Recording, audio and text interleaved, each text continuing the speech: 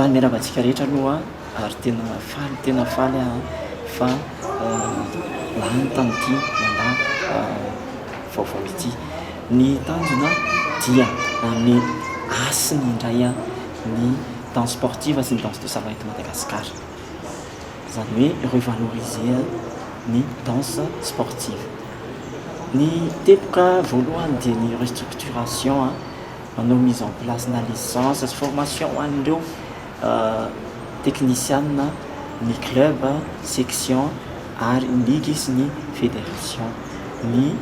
staff mazava ho azy, ny athlète, ny juge indrindrindrindra sy ny entraîneur. Ary mba ho fandraisantsika anjara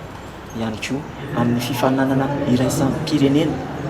dia nidirantsika ao anatin'ny fikambanam-ben'ny fédération internationale ny danse sportive satria isika mbola tsy tafiditra tao anatiny mba ahafahantsika mahazo tombotsoa, mba ahafahantsika mandray anjara amin'ny championnat du monde indrindrindrindra. Izany hoe anetsiketsika redynamisation ihany koa dia anetsiketsika ny dia eto Madagasikara no tanjona lehibe indrindra mba hisy ny championnat national isan-taona, ny coupe de Madagascar, ny critérium de Madagascar ary hitondra avo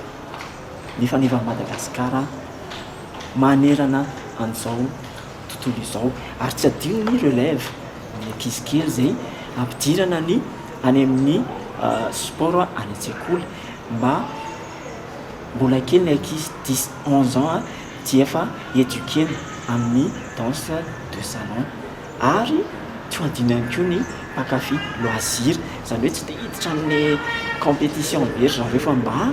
manalanala azy sy mba te handia dia ampidirintsika any amin'ireny orinasa sy ministère reny izay apetraky ny fédération ny rafitra ary hisy championnat régional sy championnat national mazava ho azy izany zavatra izany ary hitety any Madagasikara ny faritra ny fifananana rehefa izy ny championnat national ary ireo faritra rehetra